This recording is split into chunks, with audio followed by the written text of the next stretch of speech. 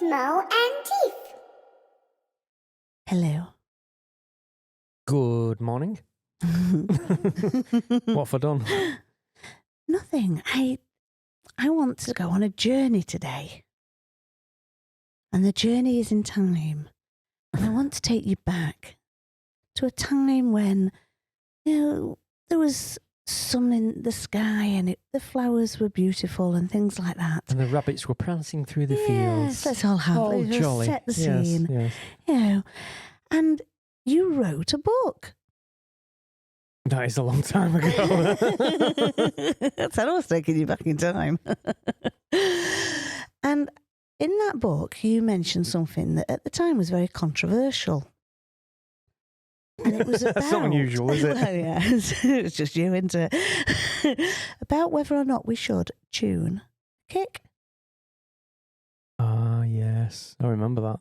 Yeah, I introduced the idea of tuning kicks. And the reason I introduced that is because I was working with a couple of producers and they always watched the drummer tune their kicks before they started to play. And I started to think, well, really, we should tune our kicks in dance music as well. And yeah, I mean, I got that big thing that I think it was it Nicholas Klein that said it? There's like, first they ignore you, then they ridicule you, then they attack you, and then they accept it and build monuments or something like that. So yeah, I can't fucking remember. I know, we're actually, you're being measured up next week for your bronze. I'm having a bronze statue. I can sit there holding my book into the air.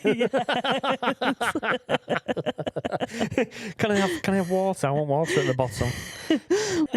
It's the water that concerns me, because apparently this week I read an article about the fact that going in a bookstore can make you want to go to the toilet. So I don't think we'll put water underneath if you're holding your book. It's true. This is journalism at its finest. It's called the Mariko Oki phenomenon. And it's when people go in bookstores, it makes them want to go to the bathroom. Is that because they read the book on the toilet and then you associate the smell with... This is journalism at its finest, isn't it? What the fuck? So, back to kicks. Yeah, quickly. Swift movement back. Your book made me shit. Well, it had some effect. Any reaction is a good reaction. Exactly, yeah. You're a scientist. So, should we be tuning our kicks? Have you changed your mind in these 20 years? I have not, no. Yes, we should.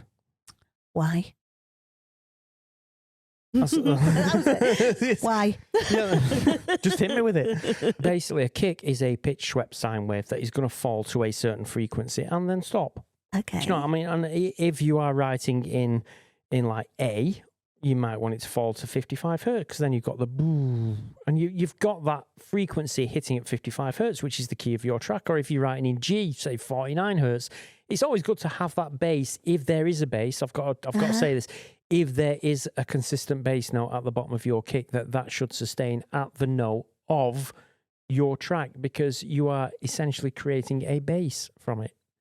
Okay. So is there specific genres that you would definitely need to consider tuning kick in? Or I tune it in all genres just in case, because you might be halfway through the project and think, we should really keep this kick in here so it goes boo at that frequency. So I keep it in and all. But I mean, if you look at techno producers, they tend to like to keep it in tune, because what they typically do is you have this fall and then they put reverb over it, which creates the bass. You get this boo, boo. Kind of I love it. Go on. Yeah, but Sound effects. So there are things that you do want to tune your kick, but I typically tune it in all tracks just to make sure that if I really need to, I have that key there and I'm not messing around. Okay, so you've just mentioned bass as well. And is there not an issue that if you have your kick and your bass at the same frequency that you'll get phase issues? I've heard this argument. I know, and I mean, 'cause some people actually don't believe that you should tune a kick. Well, I mean, that's fine. If you don't want to fucking tune it, don't tune it. I don't care. No. But it is the case of, right, I mean, the argument goes, right, if I tune my kick to, say, G, we'll say G, 49 hertz, and I have a bass note occurring at G at the same time, the two are going to mix, we'll get phase cancellation, and I'll hear nothing. Okay. Yes, that is science. That's fine. But you are creating a track. Now, let's move away from the science, because science is important, but when we're doing production, we also need to look at the production side of this. Let's look at the production side of it. Why is your kick meeting your bass? It shouldn't. From a production aesthetic, your kick should not be reaching your bass. Because if it is, you've got problems. You shouldn't be doing that. I mean, if I've got a bass that's playing underneath my kicks and my bass goes, and my kick is falling down to that, I will shorten my kick down so that my kick stops before it hits that bass. Otherwise, the two will get in the way of one another. And even if my kick, say my bass is at G, and my kick is at F, say, for example, and the two fall together, I'm still going to get problems. And you'll get that if you tune your kick or not. It will still fall through frequencies and settle at a frequency that is going to cross over your bass and cause problems. So while you can use the science to argue this and say, well, hang on a minute, I'll get phase cancellation. You'll get phase cancellation no matter fucking what. The fact is, it's a falling pitch. Oh, no matter what it stays at, it will always create some phase cancellation in your bass. You need to ensure that your kick doesn't meet your fucking bass. If the two are occurring at the same time, make room from one with the other. Okay, so you're saying that phase actually is kind of, we need to consider that as part of a fundamental part of our sound design, don't we? We need to think about that phase. Well, it is. When we're doing sound design. This is the thing. Everyone goes, oh, you're going to get phasing issues. Of course you fucking are. I mean, that's the central part of sound design. If I get two oscillators and I detune them from one another, what am I doing? I'm adjusting the phase of those two oscillators to make something big. If I'm making a bass, I will take, here's a triangle wave. Now here's a saw wave. I'll mix the two together and I'll detune them to get a nice thick sound. Well, what am I doing? I'm introducing fucking phase at the low end, and now you're complaining that I can't introduce phase at the low. Make your fucking mind up. Which one do you want? It doesn't make any sense. I can see why people are arguing it and going, well, the science shows this. Fine, the science does show that, but it's meaningless in terms of fucking production. And as we do say quite often, it's important you know the science, but we need to know when to apply the science. Sometimes having the science knowledge helps us push boundaries, doesn't it? Yeah. Well, I mean, the thing is, you can understand the science. Again, I think we're talking confirmation bias here. What we're doing is we're saying, I believe this, therefore this backs me up, or I believe this, therefore this backs me up. So we're talking confirmation biases here. Now, of course, we can use confirmation bias to say that the kit's going to cause problem with the bass if we tune them. But from a production aesthetic, no, it doesn't. You see, I like the first argument that you used at the start of the podcast about the reason you actually started to tune your kicks was the fact that you were watching a musician, a drummer, on his drums. Yeah, and he tuned them before we recorded them. It made sense that they all tune the instruments before they use it. You can argue science as much as you want, but in production aesthetics, the argument has no grounding whatsoever, because your kick should never meet your bass. When we're thinking about mixing, what we typically do, or even production, what we typically do is we think of an inverted triangle. And obviously the point of the triangle is now at the bottom because it's inverted. Now, that's your bass.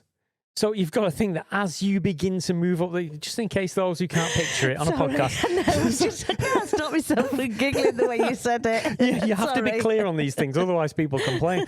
So you got to think that your bass, you're thinking, so you're going low frequencies at the bottom to high frequencies. So the more, as you move up in frequencies, you've got more and more space. Yeah. You have limited space down at the bottom of your mix or your production. Do you know, so all this science of, we'll get phase. All right, create me a fucking bass line that sounds good without phase in it. So another question is, should we be EQing our kicks? Right, this brings us now, when people say, well, you're EQing, you're creating phase with EQ. Well, actually, we're using basically what we call convolution process to EQ. I'm not going to go deep into EQ now because that'll... No, we'll save that one. Yeah, we'll save that one. We'll go back to convolution and how EQ works on convolution. It is a form of phase. I mean, ideally, if I was going to EQ a kick, I would ask myself, why am I EQing this kick? Now, if it's to remove low end, the easiest thing to do is just shorten the kick. If it's in audio, just shorten it. Yeah. Because you've got to think that a kick basically is a pitch fall from, say, 14 kilohertz all the way down to 49 hertz. We're working in G, we'll say. So we've got this fall. Now, that fall occurs over a time period. If I shorten my kick, it cannot complete that fall, and therefore my kick loses low-frequency energy. So rather than EQing it, I can just shorten it. Ah, right, yes. That makes sense, definitely. So we've chatted about the kick. What about percussion? Well, again, I think you should tune percussion because, I mean, look, one of the things I've noticed, right, is let's say I've got a hi-hat and my hi-hat's going, yeah, and what happens is people are going to go, it's not very bright. I'll tell you what, I'll boost the top end with some Marg. Well, rather than boost the top end, why don't you just pitch it up? Done. You don't even have to use EQ. You just pitch it up. And, oh, it's suddenly brighter. It fits with the mix. Oh, well, there we go. Didn't that work well? You know, when people have got a snare in there that's kind of going crunch, crunch, and they're like, oh, you don't have much transient this and you don't have much high. I'll boost the highs. I'll put transient design. Pitch it up. Pitch it up 2 semitones. Bang, there you go. It's got a transient. It's got the bright high end. What the fuck are you doing? You've just avoided applying 10 plugins on to do all this different stuff when you could just pitch it up by 2. This is the fucking stupidity of it. Do you think, and this might be quite a random question, but do you think it's because when you're talking about tuning percussion, people then suddenly think you're talking music theory? This is a lot of them think, well, if I tune it, I've got to make sure I'm in key. Yeah. And it's like, no, not necessarily. I'm not saying you have to be in key with percussion. Right. Key is, the kick drum is useful because, like I say, if you're dropping down to A, 55 hertz, you know, and your bass occurs after it, you want that ooh, nice match thing. You don't want to go it's 7 different fucking keys because somebody dances that's going to be, what the fuck is going on down here? But when you get to percussion, you're not tuning it in key. You're not going, oh, mate, I need to make sure this is in G. You know, you just kind of put a pitch processor on it. If you have a snare, I want everyone to do this experiment right now. Okay. I want you to put a kick in, a snare, a hi-hat, and write yourself a drum loop. Now, on your snare, put a pitch processing plugin and just start pitching it up. Listen to how it changes. Listen to how it becomes tighter and brighter. And you'll suddenly find that, wow, that sits in the mix better. So when people are sat there and they've got a kick and a hi-hat and then they're flicking through 10 million samples with the finger instrument, what you're essentially doing there is you're listening to the transient and the length of the snare. Now, you could very easily just put any snare in there and just pitch it up or pitch it down, and you'll find that, wow, it fits. It suddenly sits into the mix because you're adjusting the transient, you're adjusting the sustain period, and you're adjusting the frequency content. Pitching, it's always been a major element of what we've done. It's why we use the samplers. In the early days, we used to pitch snares up and down, and you know, it's the most fundamental thing we fucking do in audio. We pitch things up and down. It will make a significant difference, but everyone goes to EQ. Well, I'll EQ it and I'll put transient design, and they try and repair it that way. I'm thinking, it might just be out of pitch. Let's just push it up a couple of semitones. So they're forgetting the basics. It's one of the basics, really, that they're missing. They think because it's not a tonal instrument. Because, I mean, if we look at hi-hats, it's basically noise. It's not a tonal instrument. Well, agreed, it's not. But as you pitch that up and down, its frequency content changes. That frequency content will help it sit better into a mix. So, yes, we tune percussion. It's a good idea. And if you don't believe me, get a drum loop, try it, and I guarantee you'll be a convert. You'll be like, fuck, this really works. I don't need EQ, don't need transient designers, don't need the Marg Air. All I need to do is tune the fucking thing. Wow. That's there they are. Groundbreaking podcast there, folks. But on that, I think with the one thing I would like to just round it up on is, do you think we should tune our triangles? You're taking the piss out of me here, are you? I'm going to explain this. We've got a minute. Basically, when I was very young... A long time ago. It wasn't that long ago. It was only a couple of months. When I was very young, I was 8 or 9 or something like that, or 10. I can't remember exactly. But there was a band playing. And the band was set either side. And I was stood in the middle. And the idea is the band would play and then they would stop playing. And I would hit my triangle to give a ting. And then they would all start going again. They'd all Yes. start playing again. Right, well, on the night of the performance, Tony Corney, and I remember you. I'm not going to forget you, Tony. If you're listening to this, I want you to talk to me now and apologise. Yeah, you can email me. Yeah, he stole my stick. I don't know if it's called a stick, but the thing you hit the triangle, he stole it. Yes. So obviously I was stood there with a triangle and I was trying to tell Miss Ewing that I didn't have my triangle. And she wouldn't listen to me. And the band played, they stopped, and I just looked at my triangle and went, ding, because it's the only thing I could think of doing. The band picked up again and everyone burst out laughing. I was never allowed to play again. I wish I hadn't told you that then. I've just told, I was going to say thousands of people, but I've told 4. Yeah. It doesn't matter.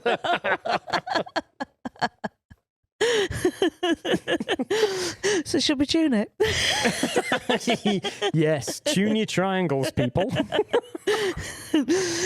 Thank you very much. We'll remember to tune our kicks too. Yeah, you're welcome. It's Mo and Tiff.